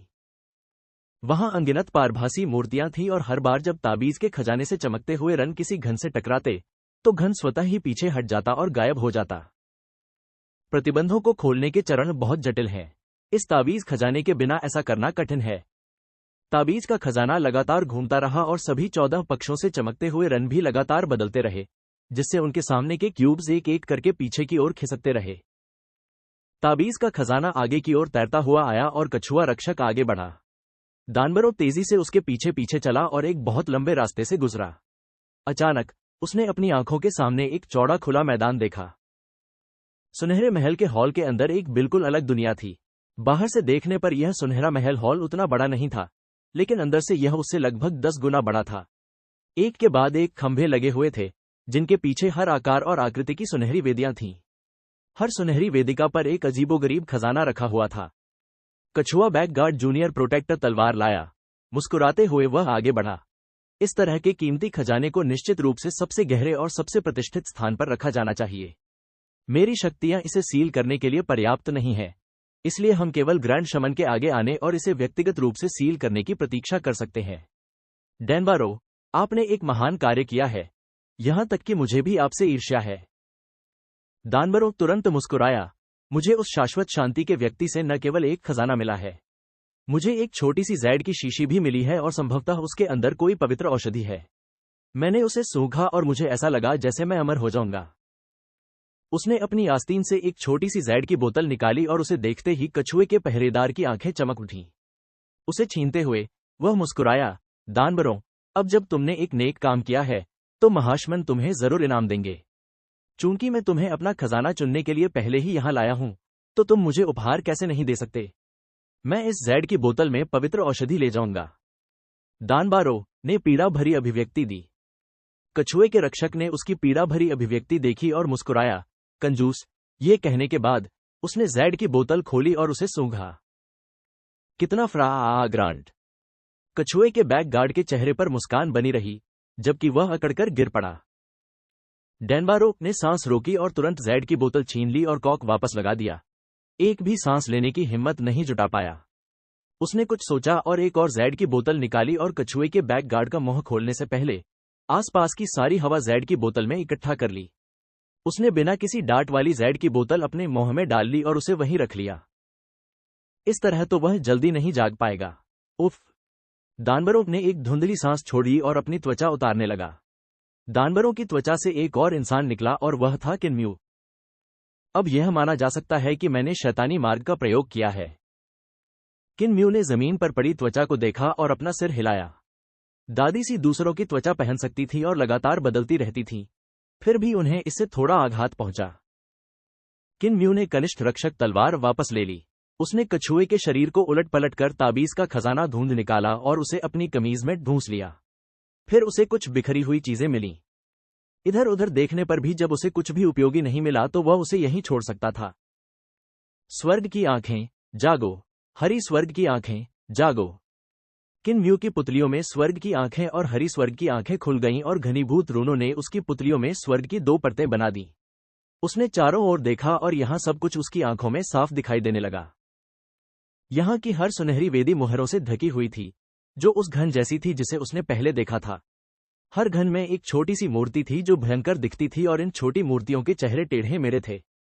उनके बिखरे बाल, उस्तरे जैसे तीखे दांत और पंजे थे और अगर किनम्यू ने अपनी स्वर्गीय आंखों का इस्तेमाल न किया होता तो वह उसे देख नहीं पाता। किनम्यू ने उस ताबीज के खजाने को उठाया और घन के 14 किनारों पर बने रूनों को ध्यान से नापकर सिर हिलाने से पहले कुछ तुलना की। यह ताबीज का खजाना इन सुनहरी वेदियों को खोलने की कुंजी नहीं था और संभवतः केवल इस महल के हॉल को ही खोल सकता था। वह आगे बढ़ा और एक के बाद एक सुनहरी वेदियों को देखा। उसे जल्दी से कदम उठाने की जरूरत थी क्योंकि लिंग युक्सियो अभी भी बाहर का दरवाजा बंद कर रही थी। लिंग युक्सियो की क्षमता उससे एक स्तर कम थी और चांसलर बाशान के युद्ध मंत्रों का मिश्रण सीखने के बावजूद वह शायद ज्यादा देर तक टिक नहीं पाती। स्वर्ण वेदियों पर तरह तरह के खजाने थे और उनमें से कई खजाने रोलन के स्वर्ण महल के अनोखे खजाने थे जिन्हें अजीबोगरीब तरीके से बनाया गया था। कुछ मानव खालें थीं जिनका इस्तेमाल पेंटिंग और रून लेखन के लिए कैनवास के रूप में किया जाता था। कुछ खजाने ऐसे भी थे जिनसे खोपड़ियों का इस्तेमाल भिक्षापात्र बनाने के लिए, मानव खालों से धूल बनाने के लिए, साथ ही सफेद हड्डी का झंडा, 1000 विष आत्मा भक्षण झंडा, सफेद हड्डी का मंदिर भी बनाया गया था। ये सभी जादुई कलाकृतियां थीं जिनका इस्तेमाल विधर्मी सिद्धांतों द्वारा किया जाता था। इसके अलावा वहां कुछ अच्छी चीजें भी थीं जो सुनहरी चमक में चमक रही थीं। ये चीजें जादूगर राजा के स्तर के लोगों द्वारा बनाए गए खजाने लग रहे थे। किनम्यू ने कुछ ऐसे खजाने भी देखे जो शमन पंथ से संबंधित नहीं थे। वहां 1000 धाराएं वाले शिवालय और शरीरा थे, जो बौद्ध धर्म के अनमोल खजाने थे। वहां एक अंगूर के आकार की तलवार की गोली, एक गुकिन जिसका एक सिरा जल गया था, और एक टूटी हुई तलवार भी थी। अचानक किनम्यू रुक गया और अपने पैर नहीं हिला सका। इस सुनहरी वेदी पर एक पत्थर की पट्टिका स्थापित थी और उस पर एक परिसंचरण तकनीक का अधूरा आरेख था। उसने एक नजर में ही पहचान लिया कि यह अधिपति शरीर 3 अमृत तकनीक का परिसंचरण आरेख है। हालांकि यह 6 दिशाओं वाले क्षेत्र का परिसंचरण आरेख नहीं था। जल्दी में वह यह तय नहीं कर पाया कि यह कौन सा क्षेत्र था। जाओ, जाओ, मुझे पैर ढूंढने हैं। किनम्यू जल्दी से उस खजाने के सबसे गहरे कोने तक दौड़ा। कुछ ही पल बाद उसने एक बार पूरे खजाने का मुआयना किया था और एक सुनहरी वेदी के सामने रुक गया। वह इस सुनहरी वेदी को पहले भी एक बार देख चुका था, फिर भी उसने यहीं लौटने का फैसला किया था। इस स्वर्ण वेदी पर एक व्यक्ति का निचला शरीर रखा था। यह शरीर का वह हिस्सा था जो कमर से नीचे था, फिर भी वह स्थिर खड़ा था। हालांकि किनम्यू को यकीन था कि यह कसाई का निचला शरीर नहीं था। यह निचला शरीर सुनहरी आभा में चमक रहा था और यहां तक कि इसका रक्त भी सुनहरा तरल लग रहा था, साथ ही सुनहरी हड्डियां भी। इस शरीर से एक भयानक आभा निकलती थी जो शमन राजाओं से भी अधिक शक्तिशाली थी। ग्रैंड शमन का शरीर। किनम्यू ने आंखें झपकाईं और कसाई के शरीर के बारे में सोचने से पहले अपनी कमर के पास इशारा किया। ऐसा लग रहा था जैसे कसाई का शरीर इस निचले शरीर के ऊपर पूरी तरह से रखा जा सकता है। ग्रैंड शमन ने उस संप्रदाय का सफाया कर दिया जिसने दादा कसाई के शरीर के निचले हिस्से को छीन लिया था और उनके शरीर के निचले हिस्से पर कब्जा कर लिया था। ग्रैंड शमन ने फिर उनके शरीर के निचले आधे हिस्से को अलग कर दिया और उसे यहां रख दिया, जबकि दादा कसाई का निचला शरीर जो यहां होना चाहिए था, गायब हो गया था। किन म्यू की आंखों के कोने फड़क गए और उन्होंने एक भयावह संभावना के बारे में सोचा। ग्रैंड शमन ने अपने शरीर के निचले हिस्से को अलग कर दिया था और कसाई के निचले शरीर को अपने शरीर से जोड़ दिया था। अपनी चिकित्सा विशेषज्ञता के साथ मैं यह करने में पूरी तरह सक्षम हूं। ग्रैंड शमन भी ऐसा करने में सक्षम होना चाहिए। उसकी खोपड़ी सुन्न होने से नहीं बच सकती। अपने शरीर के निचले हिस्से को काटकर किसी और के शरीर के निचले हिस्से को जोड़ने वाले महाशमन का इरादा क्या है? शायद उसने सोचा होगा कि दादाजी कसाई का शरीर उसके सोने के शरीर से ज्यादा शक्तिशाली था, जो कि वह अपने पूरे जीवनकाल में कभी हासिल नहीं कर सकता था। इसलिए उसने अपने शरीर के निचले हिस्से को बदल दिया था। हालांकि एक और संभावना यह भी हो सकती है कि ग्रैंड शमन ने दादाजी कसाई के निचले शरीर का इस्तेमाल करके उसे 2 पैरों वाले एक आत्मिक हथियार में बदल दिया हो। किन म्यू के चेहरे पर अजीब सा भाव था। इसकी संभावना बहुत कम थी, पर नामुमकिन नहीं। उसके चेहरे पर एक व्यथित भाव था। सोने की वेदी पर रखे शरीर के निचले हिस्से पर भी मुहरें लगी थी और अगर वह अपना हाथ ऊपर उठाता तो घनों में बनी उन छोटी छोटी मूर्तियों द्वारा उसका हाथ जरूर खा लिया जाता। यदि चांसलर बाशान यहां होते तो वे अपनी क्रूर शक्ति से इन मुहरों को नष्ट कर सकते थे, लेकिन किन म्यू के पास इस तरह की क्षमता नहीं थी। दादाजी क्रिप्पल ने मुझे स्वर्ग चुराना, सूर्य बदलना, हाथ बदलना सिखाया था, लेकिन मैंने पहले कभी इसका इस्तेमाल नहीं किया। क्या मैं इन मुहरों को पार करके उस निचले शरीर को पकड़ सकता हूं? उसका मन घबरा गया और वह अचानक उस खजाने में दौड़ने लगा, अपंग द्वारा दिए गए स्वर्ग चोरी करने वाले दिव्य पैरों का प्रयोग करते हुए। उसकी गति टिमटिमाती परछाई की तरह थी, इतनी तेज कि नंगी आंखें भी उसे पकड़ नहीं पाती। किन म्यू ने तेजी से दौड़कर स्वर्ग चुराने वाले सूर्य को हाथ बदलने का नाटक किया, जिससे उसके हाथ बिजली की तरह तेज और तेज चलने लगे। क्रिप्पल का सारा जोर उसके हाथों और पैरों पर लगा। चोरी करते पकड़े जाने पर अपनी जान बचाने के लिए उसके पैर तेजी से दौड़ रहे थे। उसके हाथ तेज थे क्योंकि वह चीजें चुरा सकता था। किन म्यू हमेशा से ही स्वर्ग चोरी के पैर कौशल का अभ्यास लगन से करता रहा था। हालांकि उसने स्वर्ग चोरी के सूर्य हाथ बदलने का अभ्यास बहुत कम किया था। अब जब वह आखिरी समय में प्रयास कर रहा था तो उसे उम्मीद थी कि वह इसके और भी चमत्कार समझ पाएगा। जब उन्होंने एक ही समय में स्वर्ग चुराने वाले दिव्य पैरों और स्वर्ग चुराने वाले सूर्य स्विचिंग हाथों का प्रदर्शन किया तो किन म्यू ने तुरंत कुछ अद्भुत देखा और आश्चर्य में चिल्लाने से खुद को रोक नहीं सका और तुरंत रुक गया। एक ही समय में 2 अलग अलग कौशलों का प्रयोग करके उसे वास्तव में लगा कि ये दोनों प्रकार के कौशल वास्तव में एक ही हैं। बात बस इतनी थी कि क्रिप्पल ने उसे ये कौशल 2 भागों में बांटकर सिखाया था। मूलतः जब उसने स्वर्ग चोरी करने वाले दिव्य पैरों की साधना की थी तब उसे पहले से ही अत्यंत सहजता और निर्बाधता का अनुभव हुआ था, जबकि अब जब उसने दोनों को ही क्रियान्वित कर लिया था तो उसके प्राणिक क्यूई परिसंचरण की गति कई गुना बढ़ गई थी। प्राणिक क्यूई परिसंचरण की गति कई गुना बढ़ जाने का अर्थ था कि उसके हाथ और पैर हिलाने की गति कई गुना बढ़ सकती थी। किन म्यू ने खुद को संभाला और आगे की ओर देखा। सुनहरे महल के हॉल का खजाना बहुत विशाल था, जिसमें उसके दौड़ने के लिए पर्याप्त जगह थी। उसने अचानक अपने पैरों में ताकत लगाई और ऐसे दौड़ा जैसे उड़ रहा हो। महल के हॉल में हवा में एक जोरदार सीटी गूंजी और अचानक एक धमाके की आवाज सुनाई दी। किन म्यू बेरहमी से महल के हॉल की दीवार से टकराया, जो उसके शुरुआती बिंदु से 300 गज दूर थी। फिर वह अकड़कर पीछे की ओर गिर पड़ा। उसके शरीर के चारों ओर सफेद गैस का एक छल्ला उठा और बिखर गया। एक पल बाद किन म्यू खड़ा हुआ और अपना सिर हिलाया। उसने फिर से जोर लगाया और एक और धमाका हुआ, मानो उसके शरीर के चारों ओर सफेद गैस का एक घेरा फैल गया हो। हालांकि इस बार वह दीवार से नहीं टकराया, बल्कि दीवार पर और फिर छत पर एक फुसफुसाहट के साथ दौड़ गया। फाड़ने की आवाज लगातार गूंजती रही और किन म्यू इस खजाने में हवा में कदम रखा और पलक झपकते ही वापस लौट गया। अचानक भागते हुए उसने अपना हाथ बढ़ाया और एक सुनहरा वेदी तोड़ लिया। एक सुनहरा वेदी खाली हो गई और किन म्यू के हाथ में एक खोपड़ी के ऊपर से बना भिक्षापात्र था। खनक, भिक्षापात्र जमीन पर गिरा और किन म्यू जोर से हंसा। उसने अपनी देह छोड़ दी और दौड़ पड़ा, मानो उसके हाथ शरीर के पास बनी सुनहरी वेदियों की ओर चमकती हुई रोशनी की तरह फैल गए। सुनहरी वेदियां एक एक करके खाली हो गईं और खजाना जमीन पर बिखर गया। एक क्षण के बाद उसने सभी स्वर्ण वेदियों को साफ कर दिया और किन म्यू ने एक स्वर्ण वेदिका के पास से गुजरते हुए एक जोड़ी पैरों को गले लगा लिया। उसका शरीर अचानक रुक गया और उसने अपना सुनहरा निचला शरीर नीचे रख दिया। इसमें कोई आश्चर्य नहीं कि दादाजी क्रिप्पल को सामान चुराना पसंद है, इसलिए जैसा कि पता चला है, चोरी करना वास्तव में बहुत ताजा है। विकलांग बुजुर्ग गांव के युवाओं ने एक धुंधली सांस छोड़ी और फर्श पर बिखरे खजाने को देखते हुए एक ताजा स्वर में कहा, भले ही एक पैर काट दिया गया हो, फिर भी यह इसके लायक है।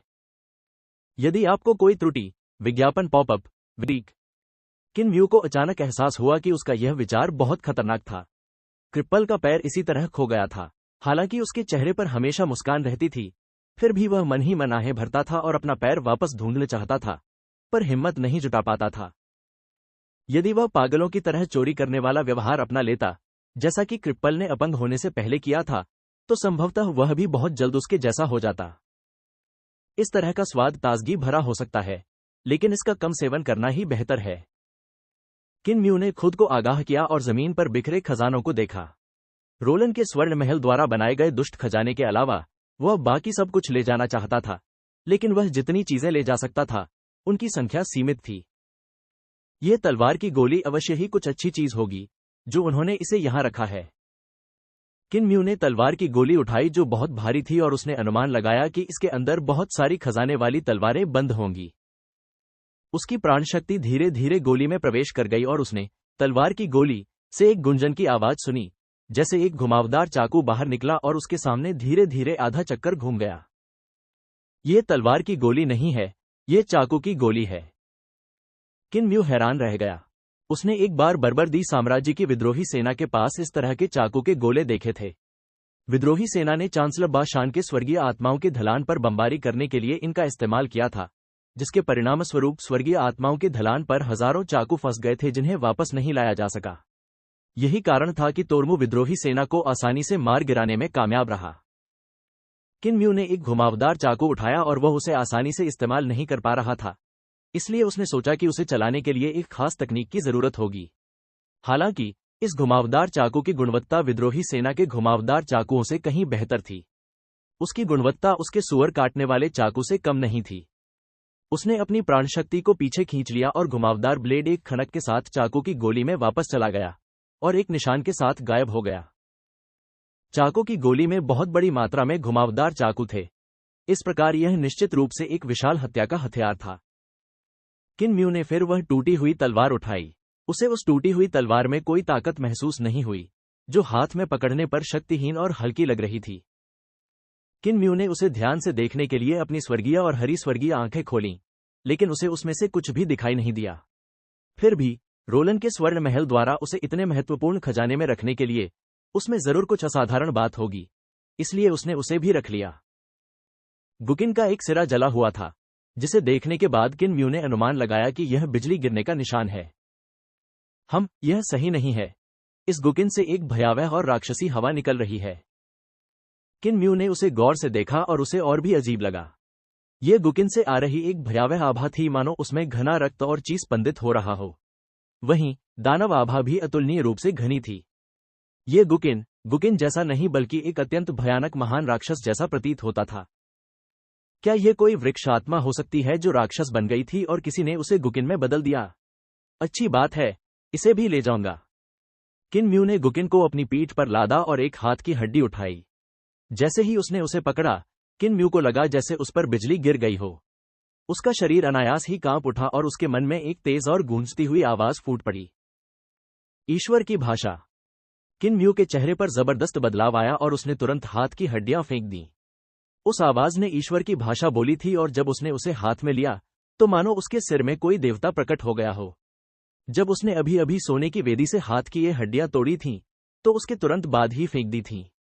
अब उसे एहसास हुआ कि हाथ की ये हड्डियां फेंकना उसके लिए कितना सही फैसला था। ये हड्डियां बहुत अजीब हैं। क्या ये किसी देवता का हाथ हो सकता है? उसने मन को शांत किया और कनिष्ठ रक्षक तलवार निकालकर हड्डियों को ऊपर उछाला। फिर उसने जमीन से एक बोरा उठाया और हाथ की हड्डियां उसमें डाल दी। बौद्ध धर्म का 1000 स्ट्रीमर्स पैगोडा भी अच्छा है, हालांकि यह थोड़ा बड़ा है। किन म्यू ने 1000 धाराओं वाले शिवालय को ऊपर से नीचे तक नापा। 1000 धाराओं वाले शिवालय की हर धारा बहुत ही सुंदर थी और केवल 3 इंच लंबी थी। हालांकि 1000 धाराओं से बने शिवालय के आकार के साथ यह बहुत विशाल था। कई गज की ऊंचाई तक पहुंचने के कारण अगर वह इसे अपनी पीठ पर उठाकर ले जाए तो यह निश्चित रूप से लोगों का ध्यान आकर्षित करेगा। उसने कुछ सराइरियां उठाईं और उन्हें बोरी में भर लिया। फिर उसे कुछ जैड मोती मिले और उन्हें भी बोरी में डाल दिया। जब किन म्यू ने भी चाकू की गोली बोरी में फेंकी, तभी उसे लगा कि कुछ गड़बड़ है। चाकू की गोली बहुत भारी थी, लेकिन जब वह बोरी में गई तो उसे चाकू की गोली का कोई वजन महसूस नहीं हुआ। उसने बोरी उठाई और उसे करीब से देखने के लिए कई बार उलट पलट कर देखा। यह बोरी भी सोने की वेदी पर बंद खजानों में से एक थी, जिसके बारे में उसे कोई अंदाजा नहीं था कि यह किस सामग्री से बनी है और इसका क्या उपयोग है। बोरी के एक तरफ एक अजीब जानवर की कढ़ाई की हुई थी जो अपना मुंह पूरी तरह से खोले हुए था। उस अजीब जानवर का मुंह और ठीक बोरी के मुंह वाली जगह पर। उसने अपना बोरा खोला और अंदर देखा तो उसमें तिल के आकार की कुछ चीजें थीं। ये वो खजाने थे जो उसने पहले उसमें फेंके थे। किन म्यू दंग रह गया। उसने देवता की हाथ की हड्डियां, शरीर, चाकू के छर्रे और बाकी चीजें बाहर निकाल दी। जब ये चीजें बोरी से बाहर निकलीं, तो वे अभी भी अपने मूल आकार में थीं और उनमें कोई बदलाव नहीं आया था। अजीब। किन म्यू ने बोरी का मुंह खोला और अंदर देखने के लिए अपना सिर बोरी में डाला। वह चौंक गया जब उसने एक जगह देखी जिसका क्षेत्रफल 6 एकड़ और ऊंचाई 6-7 गज थी। उसने अपना सिर पीछे खींचा और अपना हाथ बोरे में डाला। एक हाथ अंदर होने के बावजूद वह बोरे के तले को छू नहीं पा रहा था। किन म्यू ने एक पल सोचा और देवता की हाथ की हड्डियां, शरीरा, चाकू के छर्रे और बाकी चीजें वापस बोरी में रख दी। फिर उसने गुकिन को 1000 धाराओं वाले शिवालय के साथ बोरी में रख दिया। फिर उसने उस सुनहरे निचले शरीर को भी उठाकर बोरी में ढूंस दिया। इसके बाद युवक खड़ा हुआ और फर्श पर पड़ी हर चीज को उठाकर बोरे में भर दिया, तथा जो चीजें इतनी बड़ी थीं कि उन्हें बोरे में नहीं भरा जा सकता था, उन्हें छोड़ दिया। कुछ ही क्षण बाद बोरी थोड़ी सी फूलने लगी और उसे धीरे धीरे कुछ वजन महसूस होने लगा। हालांकि यह भारी नहीं था। किन म्यू ने अपना सिर नीचे किया और उन चीजों को फिर से उठाया जिन्हें उसने फेंक दिया था। उसने कुछ गोलियों के कड़ाहियां चुनी। उनमें से एक सीलबंद कड़ाहियां थी जो इंपीरियल कॉलेज वाली कड़ाहियों से कहीं बड़ी और कीमती थी। इस खजाने में बस जादुई कलाकृतियां बची थीं जो शमन पंथ ने मानव हड्डियों से बनाई थीं। किन म्यू ने राहत की सांस ली और बोरी को अपनी कमर पर लटका लिया और उसे अपने कपड़ों से ढक लिया। अब ज्यादा समय नहीं बचा है। मुझे बहन युक्सियु को ढूंढने के लिए बाहर जाना चाहिए और जितनी जल्दी हो सके ये जगह छोड़ देनी चाहिए। युवक का दिल जोरों से धड़क रहा था और उसने खुद को संभालने की कोशिश की। कुछ हिसाब किताब करने के बाद उसने इंसानी खाल नहीं पहनी, बल्कि सुअर काटने वाले चाकू निकाले और अपने बालों को इस तरह संवारा कि वह ओझा पंथ का अनुयायी लगे।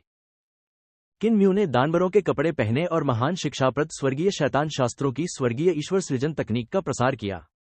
उसकी त्वचा के रंग में सूक्ष्म परिवर्तन होने लगे और उसमें से एक हल्की सुनहरी चमक निकलने लगी। देखने में वह रोलन के स्वर्ण महल के किसी जादूगर जैसा लग रहा था जिसके पास छोटी छोटी सिद्धियां थीं। किन म्यू ने रोलान के स्वर्ण महल का भौगोलिक मानचित्र खोला और उसे वापस रख लिया। उसकी प्राण शक्ति ने उस ताबीज के खजाने को सक्रिय कर दिया, जिससे वह हवा में ऊपर उठ गया। रून एक एक करके प्रकाशित हुए और खजाने के दरवाजे की मुहरों की ओर चमकने लगे। 12, 9, 6, 10, 7, 6, 7, 1। किन म्यू ने संख्याओं का जाप किया और प्रत्येक जाप से ताबीज का खजाना हवा में घूमने लगा, जिससे मुहर के 14 पक्षों में से एक पर चमक आ गई। जब वह इस खजाने में दाखिल हुआ तो उस कछुए की पीठ पर तैनात रक्षक ने इस ताबीज खजाने को सक्रिय कर दिया था ताकि उसकी मुहरें खुल जाएं। ताबीज खजाने का रूपांतरण बेहद जटिल था क्योंकि इसमें 14 भुजाएं थीं और हर भुजा पर अलग अलग ऋण थे। अगर वह इन सभी ऋणों को याद रखना चाहता तो उसके लिए यह बहुत मुश्किल था। हालांकि इन ऋणों के क्रम को याद रखना किन म्यू के लिए जटिल नहीं था। उसने ताबीज के खजाने की 14 भुजाओं को 14 अंकों के रूप में याद कर लिया था।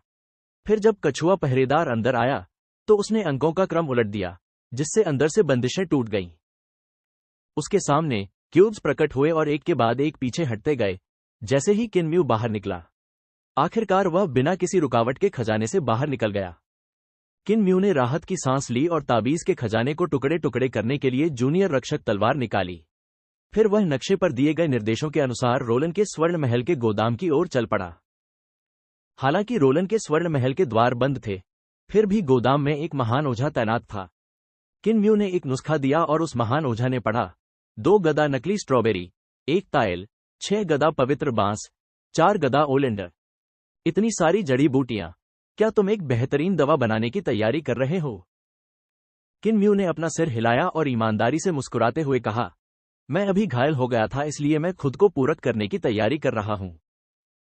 तुमने उस आदमी से लड़ाई की है जो गेट रोक रहा था? मैंने भी इसके बारे में सुना है। कई लोग मारे गए थे। सौभाग्य से वह आदमी पहले ही मारा जा चुका है, इसलिए यह अभी भी उतना अपमानजनक नहीं है।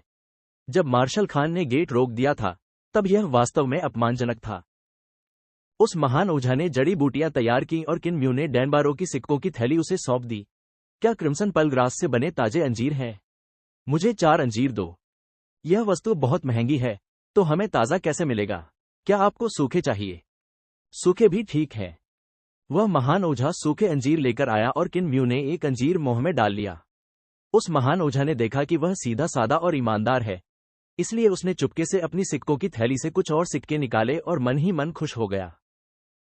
किन म्यू की अभिव्यक्ति बदल गई और वह चिल्लाया, तुमने मुझसे बहुत अधिक पैसा वसूल लिया। उस महान जादूगर के चेहरे का भाव बदल गया और उसने गुस्से से कहा, मैंने ऐसा नहीं किया। तुम मेरी निंदा कर रहे हो।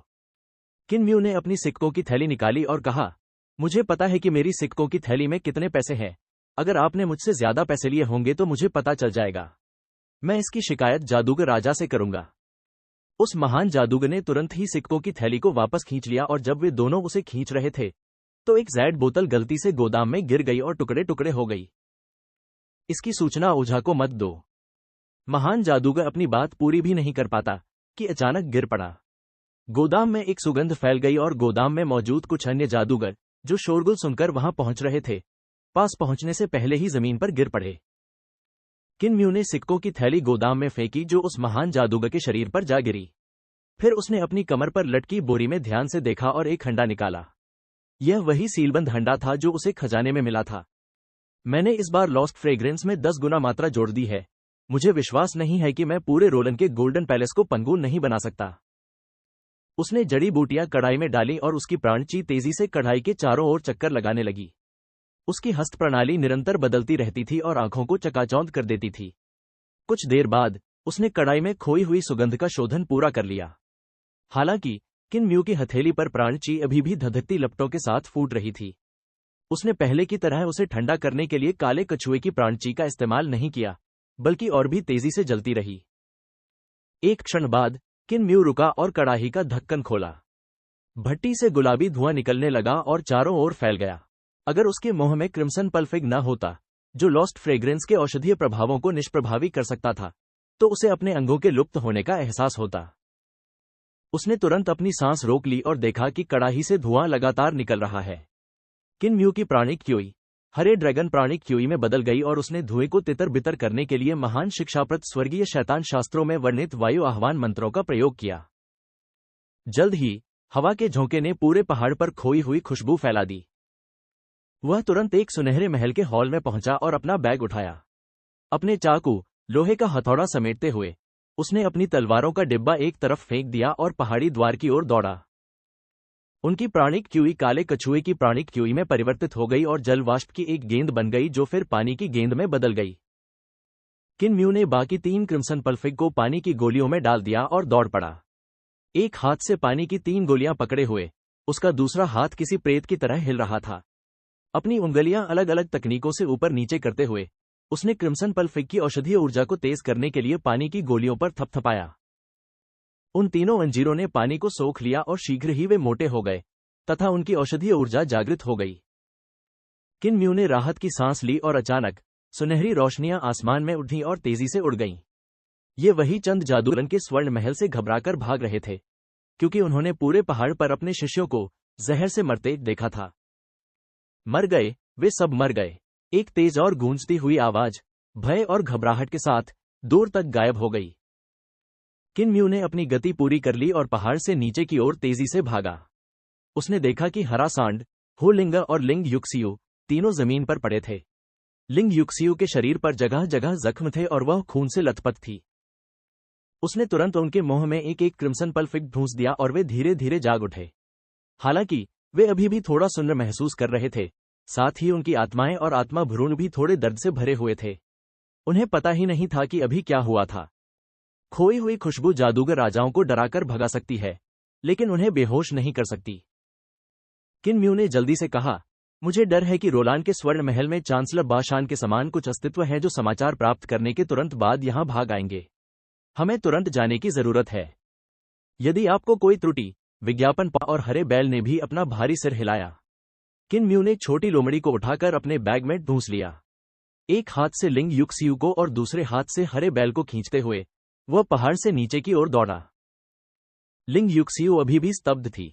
उसने उसे एक मूर्खतापूर्ण मुस्कान दी और कहा, गाय, तुम अभी भी जीवित हो। किन म्यू ने उसकी बात अनसुनी कर दी और पहाड़ से नीचे की ओर दौड़ पड़ा। उसकी गति इतनी तेज थी कि लिंग युक्सियू और हरा बैल उसकी गति को पकड़ नहीं पाए और ऊपर तैरने लगे। जब वे पहाड़ के नीचे पहुंचे तो किन म्यू ने लकड़ी की नाव की ओर देखा। बकरी के चेहरे वाला वह महान जादूगर भी लकवाग्रस्त था। उसका सिर पानी में था और उसका पिछला हिस्सा आसमान की ओर उठा हुआ था। उसका आधा शरीर नाव पर ही था। उसे तो डूब ही जाना चाहिए था। किन म्यू जल्दी से नाव पर चढ़ गया और बकरी जैसे चेहरे वाले उस महान जादूगर की टांगें उलट दी, जिससे वह पानी में गिर गया। उसने बांस के डंडे को धक्का दिया, लेकिन नाव जरा भी नहीं हिली। किन म्यू ने बांस के डंडे को कुछ बार और धकेला, लेकिन नाव स्थिर रही। कमजोर पानी में कोई उछाल नहीं है। किन म्यू को तुरंत एक एहसास हुआ।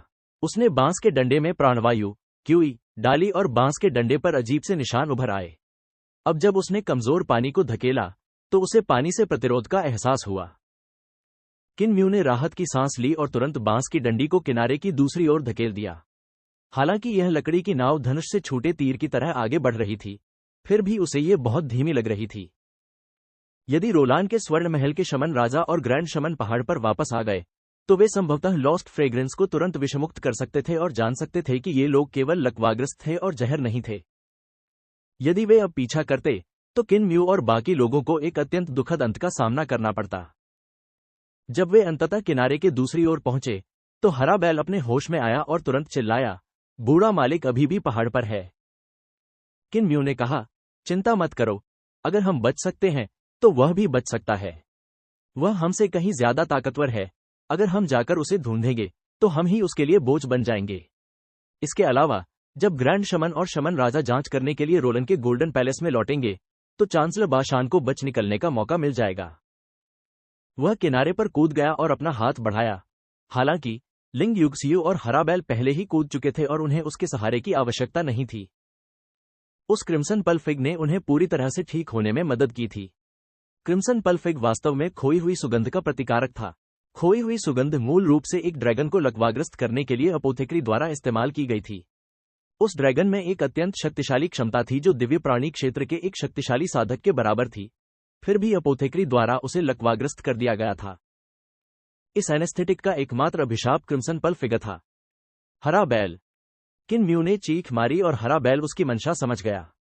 वह तुरंत जमीन पर गिर पड़ा और अपना असली रूप प्रकट करते हुए एक विशाल और राजसी हरे बैल में बदल गया जो हवा और बादलों पर सवार था। किन म्यू और लिंग युक्सियू बैल की पीठ पर कूद पड़े और कहा, हरे बैल, जितनी तेजी से भाग सकते हो भागो।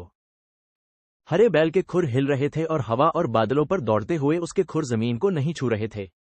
बैल की पीठ पर बैठे दो लोगों को तेज हवा के थपेड़ों से बहुत दर्द हो रहा था। किन म्यू की पीठ पर हो लिंग एर जाग गई थी और जब उसने देखने के लिए अपना सिर बाहर निकाला तो हवा लगभग उसे उड़ा ले गई। उसने तुरंत बैग उठाया और उसका शरीर बैग से बाहर उड़ चुका था। तेज हवा उसकी पूंछ और शरीर को पेंसिल की तरह सीधा खींच रही थी। हरे बैल के खुर ऊपर नीचे उठते रहते थे और जब भी उसके खुर जमीन से 1 फुट दूर होते थे तो उसके खुरों से हवा निकलती थी और उसके विशाल शरीर को ऊपर की ओर धकेलती थी, जिससे उसकी गति बहुत तेज हो जाती थी। किन म्यू ने अपना सिर पीछे घुमाया और उसके बाल बिखरे हुए थे। उसका हेयर स्टाइल शमन जैसा था और उसे बांधने के लिए कोई पट्टी नहीं थी। तभी उसकी नजर हु लिंग पर पड़ी जो अपने दोनों पंजों से बैग पकड़े हुए थी। उसका शरीर हवा से सीधा उड़ रहा था और उसने तुरंत उसे पकड़ लिया ताकि वह हवा से उड़ न जाए। लिंग युक्सियू चिल्लाया, गाय, मुझे उसे ले जाने दो ताकि तुम अपने बाल ठीक कर सको। किन म्यू ने हु लिंग को उसे सौंप दिया और लिंग युक्सियू ने हु लिंग को अपनी बाहों में उठा लिया। हु लिंग ने अपनी छाती को मुलायम और सुगंधित महसूस करते हुए एक गुनगुनाहट की। हालांकि वह खुश नहीं थी, पर वह बहुत सहज थी और 1-2 बार धक्का देने से खुद को रोक नहीं पाई। वह बेचैन महसूस कर रही थी। किन म्यू ने एक हेडबैंड निकाला और अपने बालों को बांध लिया। बीच बीच में पीछे मुड़कर देखता रहा। उसने देखा कि उनके और रोलन के स्वर्ण महल के बीच की दूरी बढ़ती ही जा रही थी। उसे अभी भी बर्फीले पहाड़ से रोलन के स्वर्ण महल की ओर स्थिर गति से उड़ती सुनहरी रोशनियां धुंधली दिखाई दे रही थीं। वे सुनहरी रोशनियां भले ही तेज न दिख रही हों, लेकिन वास्तव में वे बहुत तेज थीं, जो रोलान के स्वर्ण महल तक बस एक सांस में पहुंच गईं। एक क्षण के बाद रोलन के स्वर्ण महल से कुछ सुनहरी रोशनियां उनकी दिशा की ओर उड़ चलीं। किन म्यू का दिल बैठ गया। ये कुछ सुनहरी रोशनियां रोलन के स्वर्ण महल के जादूगर राजा होने चाहिए, जिन्हें उनकी परीक्षाओं का पता चल गया था और वे उनका पीछा कर रहे थे।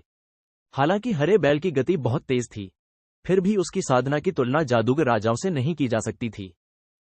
लेकिन इसी समय एक तेज रोशनी उठी और उन कुछ सुनहरी रोशनियों को रोक लिया। प्रकाश की कुछ किरणें आकाश में टकराईं और फिर से टकराने से पहले अलग हो गईं। किन म्यू जिस दूरी पर था, वहां से कुछ किरणों की गति तेज नहीं थी, लेकिन अगर कोई उन्हें नजदीक से देखे तो वे इतनी तेज होंगी कि कोई भी उन्हें स्पष्ट रूप से नहीं देख पाएगा। वे कुछ किरणें सफेद रोशनी से कई बार टकराईं और अचानक एक प्रकाशपुंज फूट पड़ा, जिसके बाद आसमान में काले धुएं का एक गुबार दिखाई दिया जिससे एक खोपड़ी बन गई। खोपड़ी ने अपने मुंह से काले धुएं के कुछ गुबार छोड़े और हर काले धुएं का गुबार एक खोपड़ी में बदल गया। ऐसा लगातार 3 बार हुआ और पूरा आसमान खोपड़ियों से भर गया। खोपड़ियों के आकार इतनी दूर से दिखाई दे रहे थे कि अगर वह उन्हें पास से देखता तो वे अतुलनीय रूप से विशाल होती। वे पहाड़ों जितनी आश्चर्यजनक लगती। तभी किन म्यू ने विशाल आकाश में एक चाकू को काटते हुए देखा और कुछ सुनहरी रोशनियों के बीच अचानक सुनहरी रोशनी की एक किरण फूट पड़ी। हरा बैल तेजी से और तेजी से भागता गया। जल्द ही किन म्यू लड़ाई को स्पष्ट रूप से नहीं देख सका। जब हरा बैल कुछ और पहाड़ों के पास से तेजी से आगे बढ़ गया तो उसे कुछ भी दिखाई नहीं दे रहा था। जैसे जैसे सूरज पश्चिम में डूबता गया, आसमान धीरे धीरे काला होता गया। हरा बैल आधे दिन तक दौड़ता रहा और थकान से हाँफने लगा क्योंकि उसके मुंह से झाग निकलने लगा था। आगे मैदान में एक तालाब देखकर वह तुरंत दौड़कर गया और पानी गटक गया। कुछ ही देर बाद तालाब का आधा पानी गायब हो गया। तालाब के उथले हिस्सों में मछलियों की पीठ का रंग हरा दिखाई दे रहा था, जबकि कुछ फुट लंबी मछलियां कीचड़ में अपने शरीर को छटपटाते हुए अधिक पानी वाले स्थानों पर जाने की कोशिश कर रही थीं। किन म्यू ने उसे असहनीय रूप से थका हुआ देखा और बैल की पीठ से नीचे कूद गई। हरे बैल, दौड़ना बंद करो और थोड़ी देर आराम करो। हरे बैल ने अभी तक पूरी तरह पानी नहीं पिया था और तभी एक बुजुर्ग आवाज सुनाई दी, हे बैल, पीना बंद करो। अगर तुमने और पी लिया तो हमारे गांव का सारा पानी पी जाओगे। हरे सांड ने अपना सिर उठाया और एक बुजुर्ग चरवाहा वहां से गुजरा और अपनी भेड़ों के झुंड को छोड़कर दौड़ा। उसने हरे सांड को भगाने के लिए अपना चाबुक घुमाने की कोशिश की, लेकिन जब उसने देखा कि हरा सांड बहुत बड़ा है तो उसकी हिम्मत नहीं हुई कि वह पास जाए और दूर से ही चाबुक घुमाकर बोला, दूर दूर।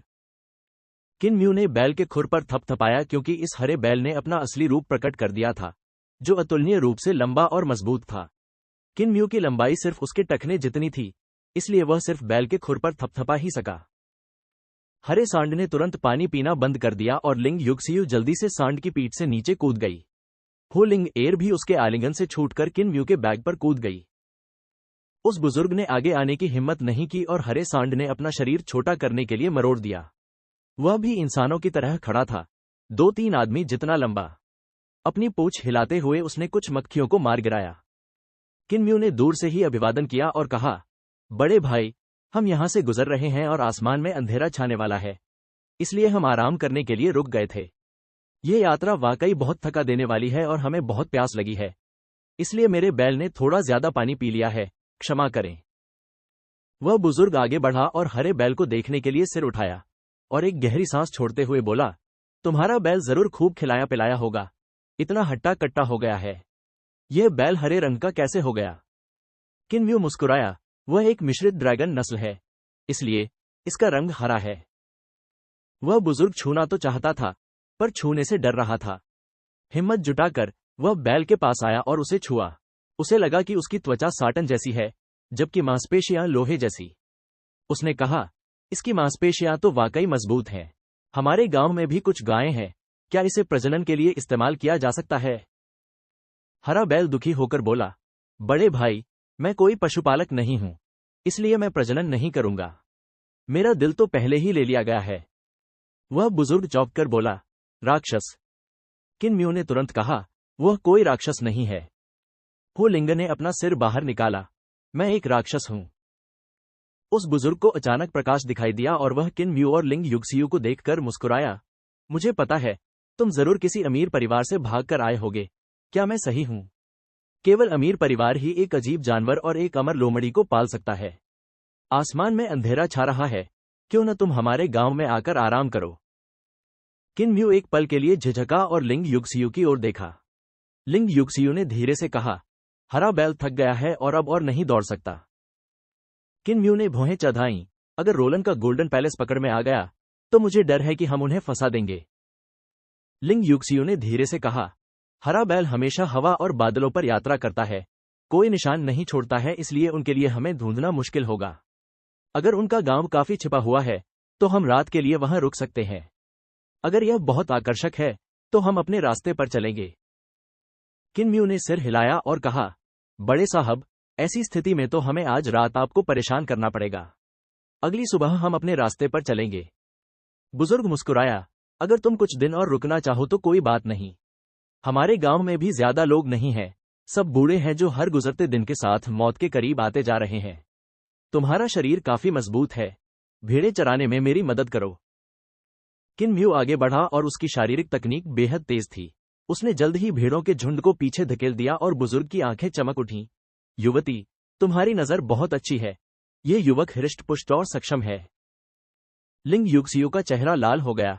बड़े, यह वैसा नहीं है जैसा आप सोच रहे हैं। वह बुजुर्ग जोर से हंसा और उन्हें भेड़ों के झुंड का पीछा करने के लिए साथ ले गया। एक नाले के आसपास घूमते हुए वे जंगल में एक छोटे से गांव में पहुंचे। ये गांव बहुत बड़ा नहीं था और वहां केवल 20 इमारतें थीं। हालांकि उनमें से ज्यादातर खाली थीं क्योंकि वहां केवल 10 से ज्यादा बुजुर्ग लोग ही रहते थे। जंगल बहुत सुनसान था और पेड़ ऊंचे और विशाल थे, इसलिए कोई भी उन्हें काट नहीं पा रहा था, जिसके परिणामस्वरूप पेड़ों ने छोटे से गांव को ढक लिया था। यहां इतने कम लोग क्यों हैं? किन म्यू ने अपने दिल को शांत करते हुए हैरानी से पूछा। कुछ खान रोज लड़ते हैं, तुम मुझे मारते हो और मैं तुम्हें। तुम कुछ सक्षम पुरुषों को पकड़ते हो, मैं कुछ सक्षम पुरुषों को पकड़ता हूं। जैसे जैसे वे पकड़ते जाते हैं, लोग कम होते जाते हैं। उस बुजुर्ग ने आह भरते हुए कहा, गांव के जो भी काबिल लोग थे वे सब चले गए और हम बुजुर्ग ही बचे हैं। हम चाहकर भी नहीं जा सकते। कहां जाएंगे? गनीमत है कि इन कुछ सालों में काबिल आदमियों को ले जाते हुए उन्होंने हम बूढ़ी हड्डियों को नहीं छुआ। जानू, मेहमान तो आए हैं। कपड़े सी रही एक बूढ़ी दादी कांपती हुई सी उठी और मुस्कुराई, कोई मेहमान आए हैं, मैं कुछ खाना बना देती हूं। किन म्यू ने तुरंत कहा, मुझे करने दो। जब मैं गांव में था तो अक्सर भोजन तैयार करता था। वह बूढ़ी दादी उसे जीत नहीं पाई और बस उसे बड़े के साथ व्यंजन बनाते हुए देख सकी। लिंग युक्सियू जल्दी से आगे बढ़कर दोनों बूढ़ों को बैठने के लिए आमंत्रित किया। वे कहां से हैं? बूढ़ी दादी मुस्कुराई। उस बुजुर्ग ने अपनी आंखें झपकाईं और अपने दोनों अंगूठे एक साथ रखकर चूमा। एक अमीर परिवार से भाग गया, एक युवा जोड़ा। लिंग युक्सियू का चेहरा शर्म से लाल हो गया और उसने धीरे से विरोध किया, ऐसा नहीं है, हम निर्दोष हैं। हम सभी इस स्थिति से गुजर चुके हैं, इसलिए हम समझते हैं कि वह युवती संवेदनशील है। बूढ़ी दादी ने उसे देखा और मुस्कुराते हुए अपने कुछ ढीले दांत दिखाए। युवती अच्छी है, मजबूत शरीर वाली, बड़े स्तन और नितंब। इस युवक में बहुत कुछ है। बुजुर्ग मुस्कुराए, वह नौजवान भी अच्छा है, काफी हट्टा कट्टा भी है। वह बहुत ईमानदार भी है और रोबदार नहीं है। जब उसने मुझे बूढ़ा और कमजोर देखा तो वह बहुत विनम्र भी हुआ। बूढ़ी दादी ने आगे कहा, तुम दोनों को 1-2 साल भागकर घर लौट आना चाहिए।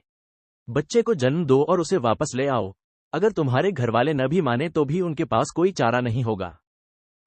लिंग युक्सियू बार बार सिर हिला रही थी और उसका दिल बेचैन था क्योंकि उसे समझ नहीं आ रहा था कि बातचीत कैसे आगे बढ़ाए। उसने मन ही मन सोचा, अगर मैं ग्वाले के साथ बच्चे को जन्म दूं तो क्या मेरे पिता गुस्से से नहीं मर जाएंगे? बाह बाह, पिताजी गुस्से से नहीं मरेंगे, लेकिन उनका सिर जरूर काट देंगे। धिक्कार है, धिक्कार है। एक पल बाद बर्तनों की खुशबू फैल गई और लिंग युक्सियू जल्दी से बर्तन परोसने में मदद करने के लिए आगे बढ़ा। जब उन्होंने खाना खत्म किया तो आसमान पूरी तरह से अंधेरा हो चुका था। पूरे गांव में सिर्फ बुजुर्ग ही थे, इसलिए उन्होंने सोने से पहले सिर्फ तेल के दिए जलाए। किन म्यू ने इन दोनों बुजुर्गों को उनके बर्तन धोने में मदद की और उस बुजुर्ग ने कहा, गांव में कई खाली घर हैं, तुम बस एक चुन लो और उसमें रहो। किन म्यू ने धन्यवाद दिया और एक खाली कमरे में चला गया। हो लिंग ने 3 कमरों को साफ करने में मदद की और मन ही मन हिसाब लगाया। एक कमरा हरा सांड लेगा, एक कमरा मोटी छाती वाली लड़की लेगी, एक कमरा मैं और एक जवान मालिक लेंगे। 3 कमरे, कोई दिक्कत नहीं। अचानक किन म्यू को एक आभास हुआ और उसने अपना सिर ऊपर उठाकर आसमान की ओर देखा। उसने आसमान में पश्चिम से 2 तारे आते देखे और जल्दी से बोला, सब लोग अंदर आ जाओ। लिंग युक्सियू, हरा बैल, और हो लिंग एर जल्दी से घर में घुस गए और जैसे ही वे अंदर घुसे, उन्होंने एक भिनभिनाहट सुनी, जैसे दो मोटे प्रकाश स्तंभ नीचे आ गिरे हों, जिससे पूरा गांव वैसे प्रकाशित हो गया जैसे दिन